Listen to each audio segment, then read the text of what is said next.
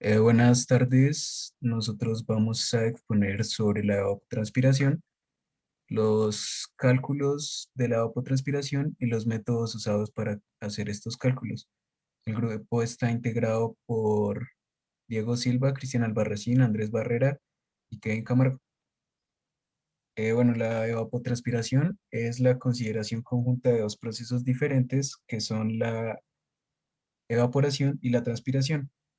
La evaporación es el fenómeno físico en el que el agua pasa de líquido a vapor.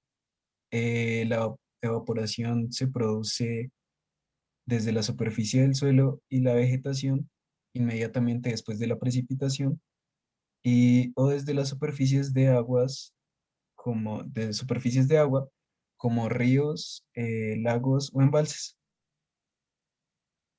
La transpiración es el fenómeno biológico por el que las plantas pierden agua a la atmósfera, adquieren agua del suelo a través de sus raíces y toman una pequeña parte para su crecimiento y el resto lo transpiran, como podemos observar en la imagen.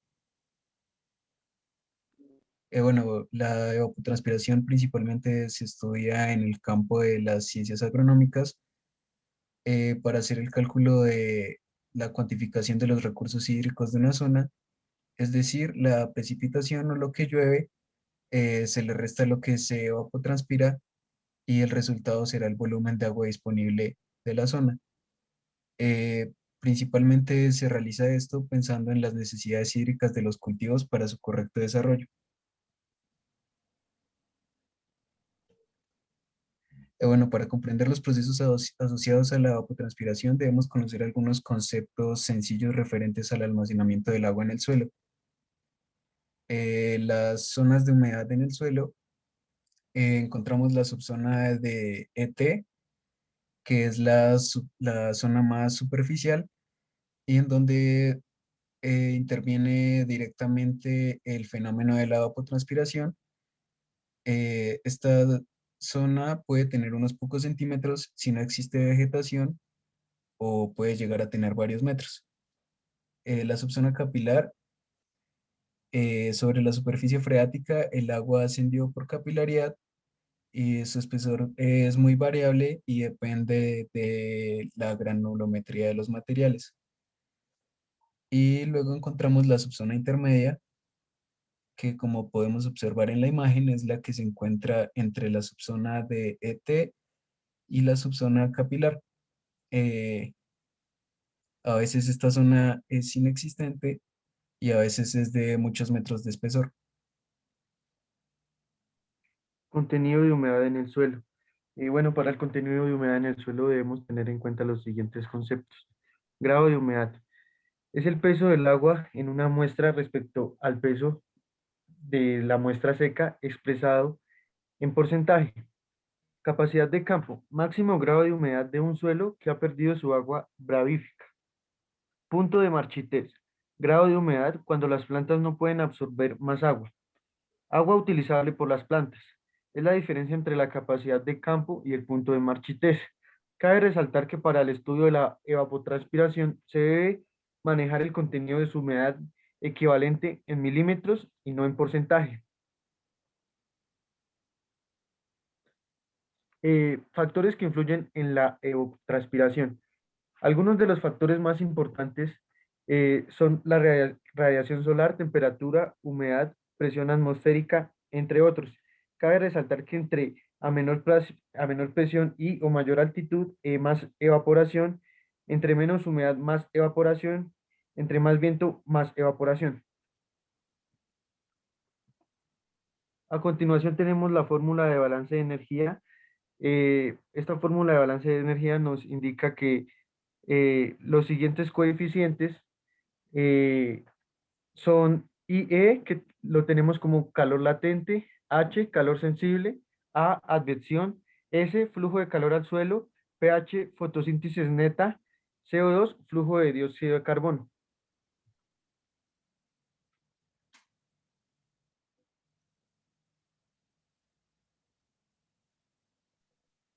Bueno, para esta diapositiva vemos ¿cómo? Para esta diapositiva vamos a ver los factores atmosféricos.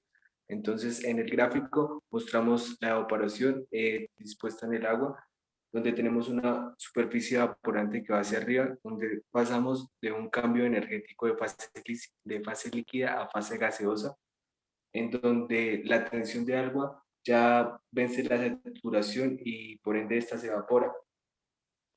Bueno, hay un intercambio de energía, hay un intercambio de calor, como se muestra en el gráfico de la derecha, donde hay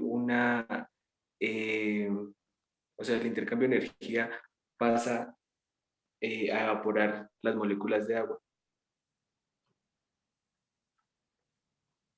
Para este método de cálculo de la evapotranspiración, vamos a ver el poder evaporante de la atmósfera.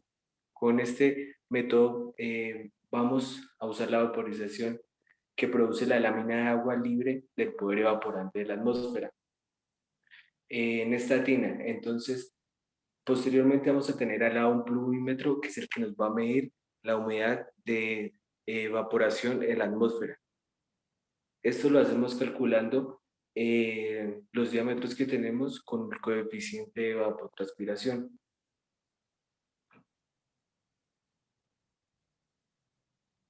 Bueno, para este método, la evapotranspiración, vamos a usar un lisímetro, el cual es un dispositivo introducido en el suelo y rellenado con terreno del lugar con la vegetación que es utilizado para medir la evapotranspiración del cultivo. Esto lo hacemos mediante pues, este instrumento. En este caso no hay almacenamiento, puesto que dicho almacenamiento está siempre completo, pero en ocasiones podemos establecer un balance hídrico con la parcela experimental, como estamos dispuestos en este gráfico. También podemos saber que con este instrumento podemos medir las precipitaciones y escorrentía superficial y las variaciones de humedad del suelo para despejar finalmente la evapotranspiración y pues que sería el procedimiento más exacto, pero pues sería un poco costoso y complicado hacer, pero pues es uno de los métodos para hallarla.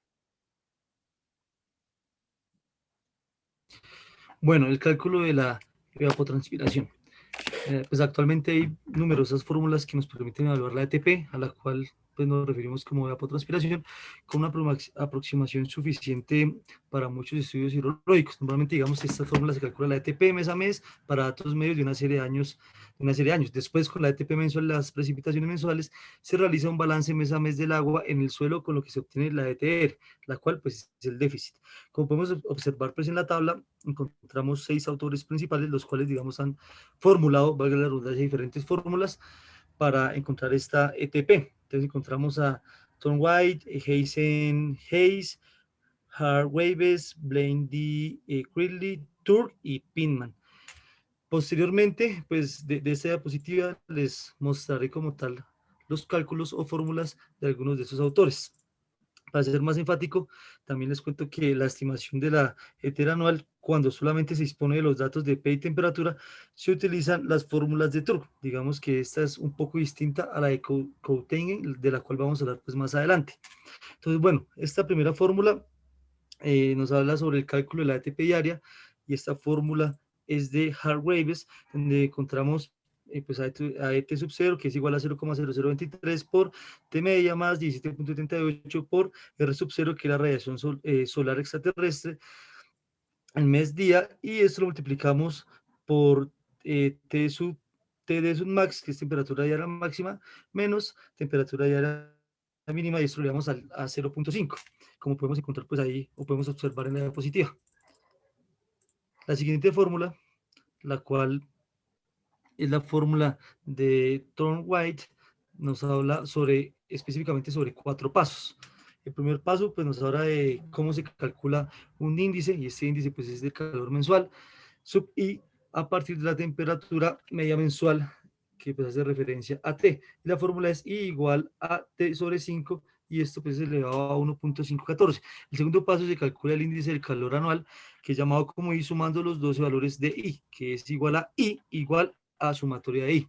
Este es el paso, se calcula pues el ETP mensual, sin corregir mediante la fórmula. Esta la fórmula es la que encontramos ahí, que es ETP sin corregir, que es igual a 16 por 10 por T sobre I, esto elevado a la A, donde pues ETP sin corregir es igual a ETP mensual en mes para mes de 30 días y 12 horas de sol. T es igual a la temperatura media mensual en grados centígrados y hace referencia al índice de calor anual obtenido en el punto número 2 y pues A, como lo pueden observar ahí en la pantalla.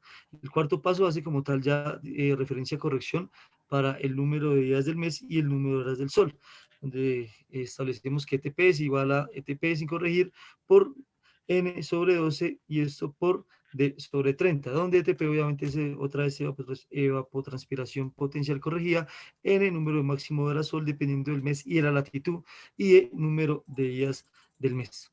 Ya la siguiente, que es el cálculo de la ETR anual, que esta es una fórmula de Cotten y Turk, digamos que son estimaciones como tal del déficit de escorrentía, es decir, la parte de precipitación que no produce escorrentía, y esto se trata, digamos, de una cuenca cerrada si consideramos su balance hídrico a escala anual. El agua precipitada que no ha generado esta escorrentía va a hacerse perdido por evapotranspiración, que se haya perdido por evapotranspiración.